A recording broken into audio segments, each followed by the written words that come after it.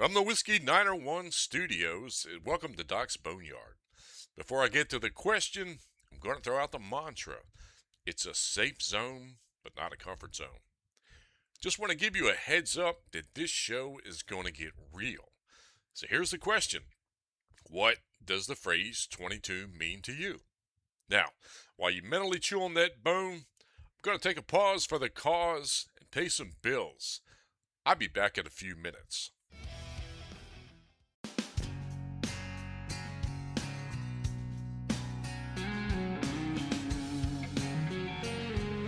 U.S. Marine Corps veteran Scotty Frazier survived the battlefields of Iraq and came home to pursue his passion in music.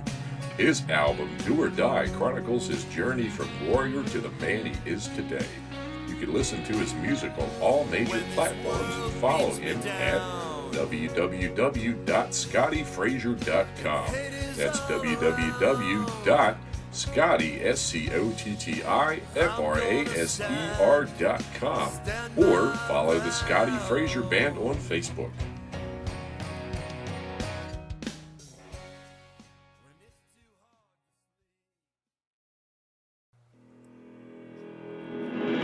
Hey everybody, it's Doc from Doc's Boneyard. Hey listen, if you're in the Fayetteville, North Carolina, especially around Fort Bragg, and you're looking for that hard to find military badassery gear, why don't you go see my buddy George at Silverback Military Surplus.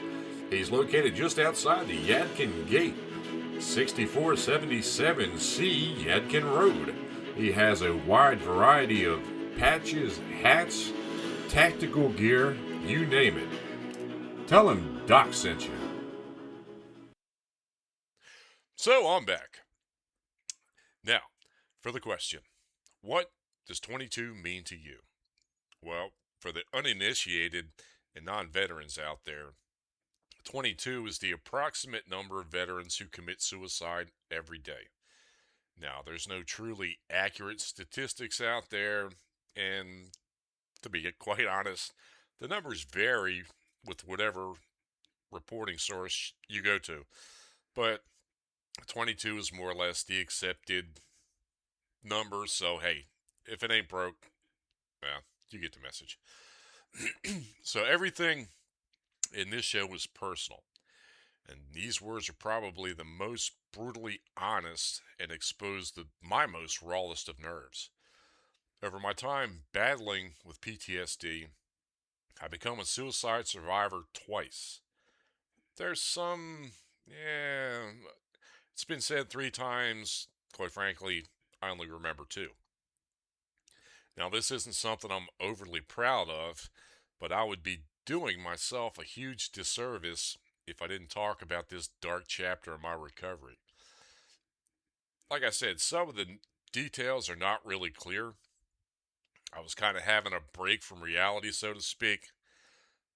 According to my wife, the process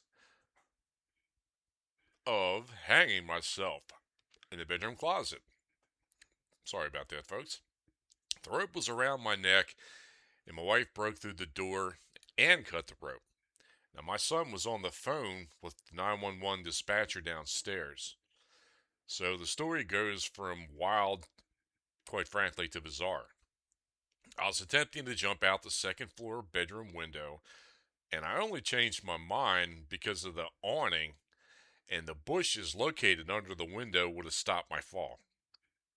I ran downstairs, out the door, sat in traffic on a busy street in front of our apartment. Now, I have no idea what the passing motorists were thinking about this nut sitting in the middle of traffic. I could just imagine. Well, the next thing I knew, city police officers were picking me up and putting handcuffs on. I was escorted to our local emergency room and admitted for a week or so of observation. So I had no idea the psychological damage I'd done to my family, and quite honestly, I really only got a glimpse recently when my oldest son, talked about his experiences on a show that we called Sins of the Father. So, what were my reasons for wanting to commit suicide? Well, I was sick and tired of being sick and tired.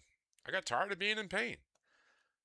It was a never ending pit of darkness, and I just quite couldn't see a tangible way out.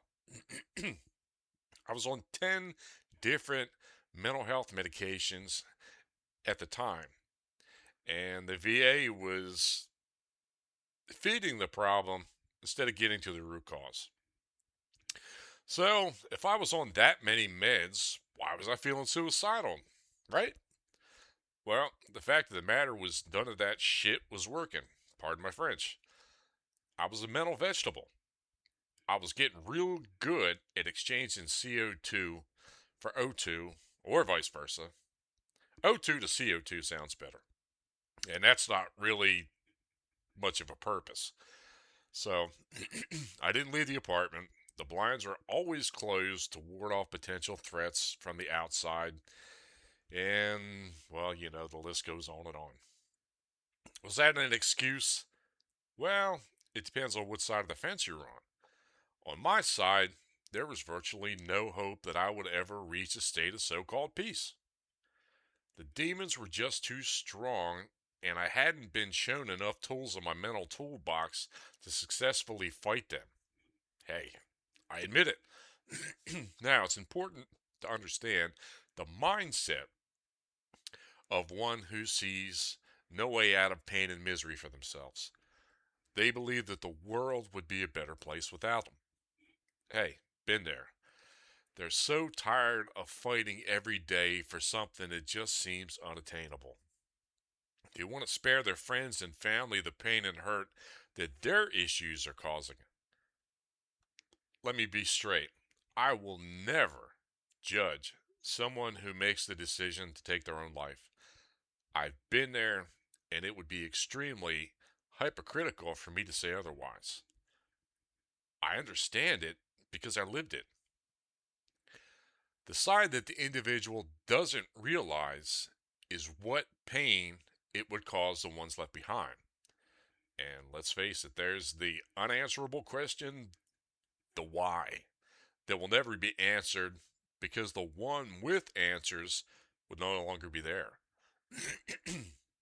So, I attempted suicide once again, but this time it's going to be suicide by cop.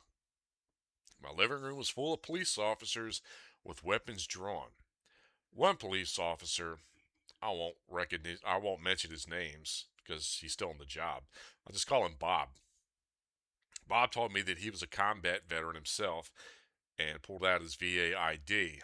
And, well, I gotta say, it allowed me to trust him. He talked me down and cuffed me, and we were off to the races again. He saved me that day. He could have easily fired his service weapon, and I believe he genuinely understood what I was going through. Again, I was admitted to the behavioral mental health unit until I was stable and had a huge change in meds. I was there for about a week to 10 days. When I was no longer in danger to myself, I was released to go home. The meds I were on in the hospital were quick acting and they allowed me to stabilize my behavior. There is something about being in a locked ward that makes you appreciate your ability to do as you please. You have little say in anything. You eat when they tell you, you sleep when they tell you, you get the message. When I was interviewed by the nurse doing my intake screening, I told her that I just saw people as targets and considered shot placement when I looked at them. The look on her face said that she wasn't used to dealing with veterans. And quite frankly, we don't usually suffer from psychotic disorders in this kind of mental health setting. Now, of course, aging veterans with brain injuries can develop conditions that alter their perception of reality. I'm talking about like the early onset of dementia, Alzheimer's, and basically for a veteran of my age at the time, that wasn't an issue. The group sessions were geared for medication. I can't talk. Education of medication and the consistency of taking them. I didn't have a problem with that. I didn't feel good to the point that they were not needed. No, hell, I know I needed them. When I was asked to participate, I tried to explain that my problems were combat related and not the byproduct of some organic problem. And it was like talking to a brick wall. Quite honestly, no habla inglés. We don't speak warriorese. Hey, you think that with the veteran population of the town that I was living in, they would have had more experience. Sorry about your luck, though. So I just sat in the back of the room and kept my mouth shut. I only spoke when I was asked a question, and I kept the answer as short as possible. Look, those people didn't get me, so there was no point of trying to something that they would never get. Movies, they can do a fair job at capturing a visual representation of what war looks like, but the emotional and spiritual can't be replicated on the screen. It just doesn't happen. It's got to be experienced. So, this went on for the time I was in the psych ward. I felt like a convicted felon. If you haven't been in a secure facility, well, there's nothing like being unable to have the opportunity to move freely. Need I say more about that? Talk about your triggers running amok. Patients roaming the halls with their own reality, which didn't coincide with what was actually going on around them. Oh, yeah. The sudden outbursts were particularly entertaining. Nothing like standing someone who suddenly starts screaming for no logical reason. The day I was allowed to leave was a mixed blessing. I was relieved at having my freedom back, but at the same time, I was reluctant because of the fact that the VA was still on a fishing expedition with my meds. Now, the stuff I got from the hospital did make me feel better. I was stable and not a danger to myself. So, I chalked this experience up to been there, done that again. And so the battle continued over years. Well, 8 years to be exact. That was the end of the suicidal attempts. Now, I would be remiss if I didn't admit to occasionally thinking about suicide. Suffice to say that it's only a passing thought, and I have no real plan or intent to act, so to speak. So, one of the precipitating factors in my suicide attempts was the ongoing battle with my severe depression. Due to the nature of my PTSD, along with the chemical changes in my brain, i.e., the dopamine and serotonin levels have decreased, these factors made me more susceptible to the downward spiral of depression. I know it sounds like I'm reading this, but I actually had a prepared script, so just kind of bear with me. My last hospitalization was in October 2017 after my doctor did what she described as a dump. Now, what I mean is I was taking off all mental health medications. This happened in August, and it took about 7 to 8 weeks to fully have all the meds out of my system. And again, I was taken to a non-VA facility for stabilization, and new meds were initiated. When at the hospital, they asked me why the VA had done this, and I didn't have an answer. So, I said all this to say this. I'm still on meds that regulate my mood. However, the dosage and frequency are modified. December 28th was a day that I got my life back. I call it my alive day. That was my rebirth from the chains of PTSD. It started with me saying to myself, pardon my French, fuck this shit, I'm tired of feeling this way. I often describe my transformation in 3 steps. Doc Bones' 3-step transformation progress. Step 1, decide. Look, I know it sounds simple, and if you're not ready to commit to it, you're just not in the right place to your journey. And tell you the truth, it's perfectly normal. It's okay.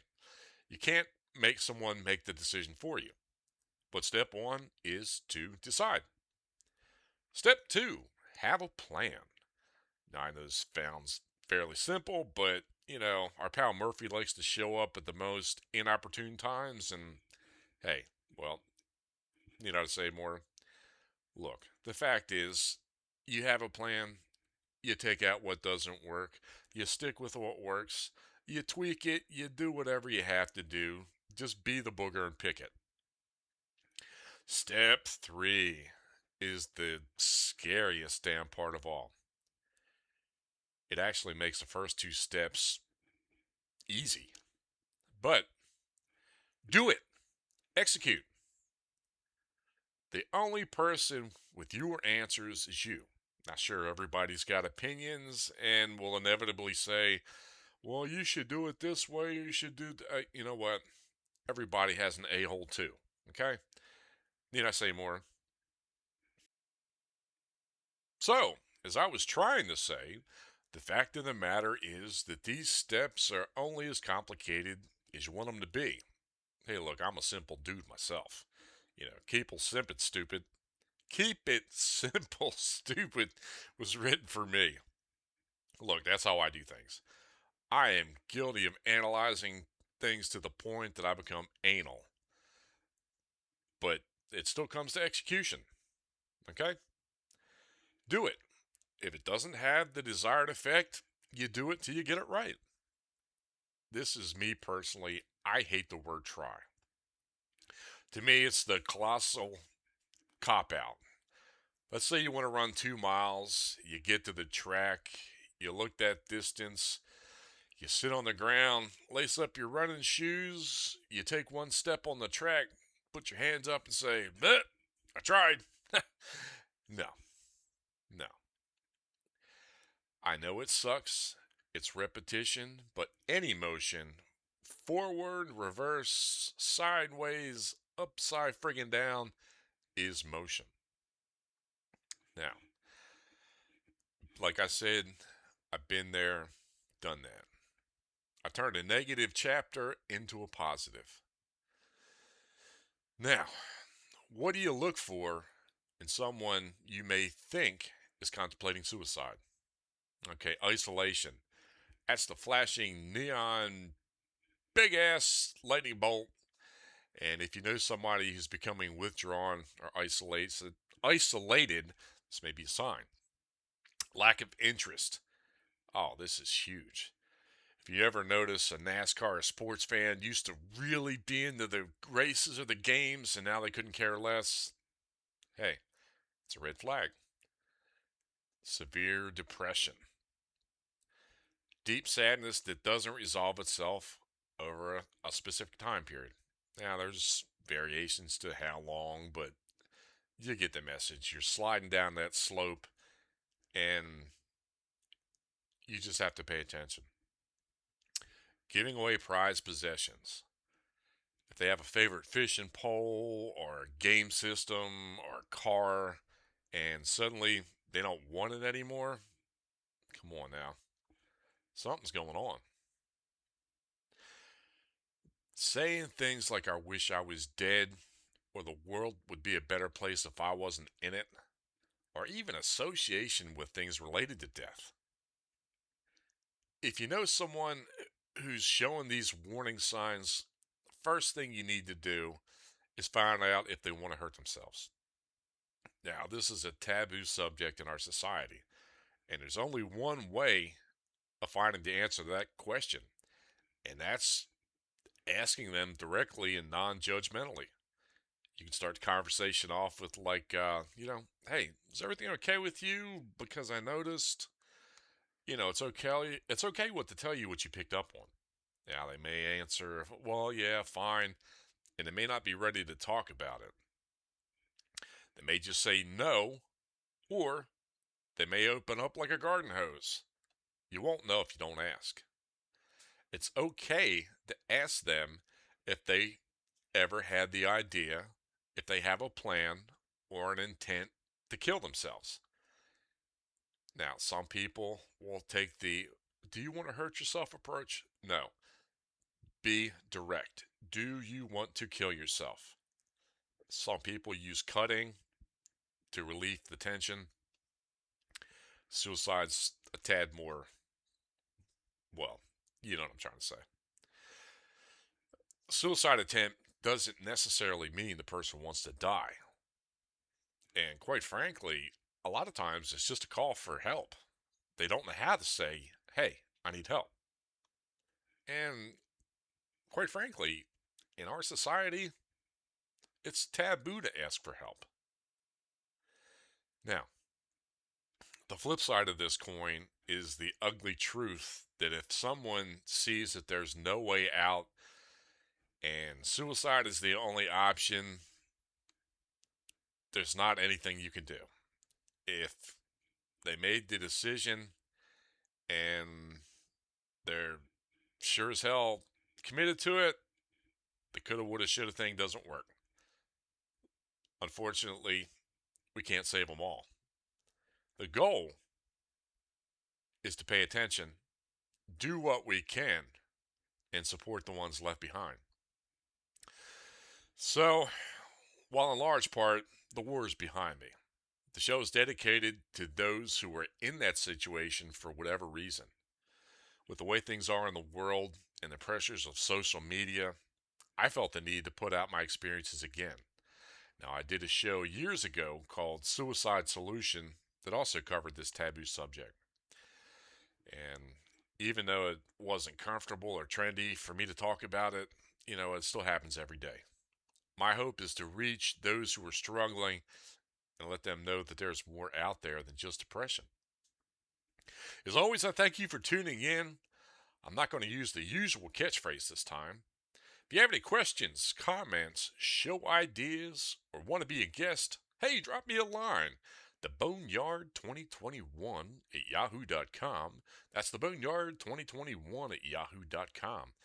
If you want some official show swag, go to teepublic.com. That's teepublic.com. Just type in Doc's Boneyard in the search tab and have your way. I may be the voice on the mic, but this is your show. Remember, it's not the fat, the meat, the gristle. Hey, it's just the bare bones. Until next time, God bless. John 3:16.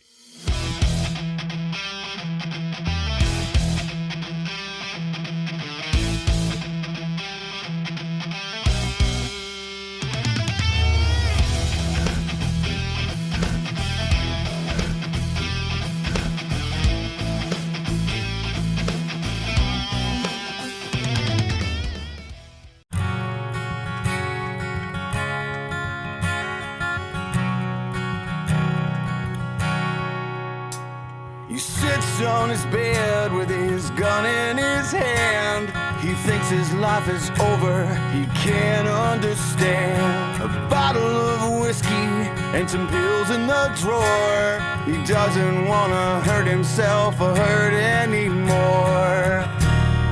Why must it be this way?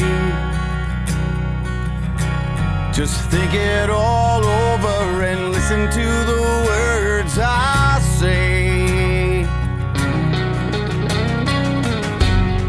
You are not alone.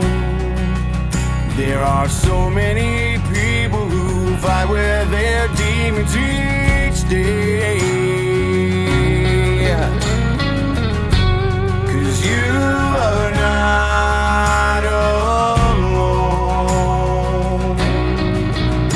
So take my hand, brother, let's beat this together today. You're not alone.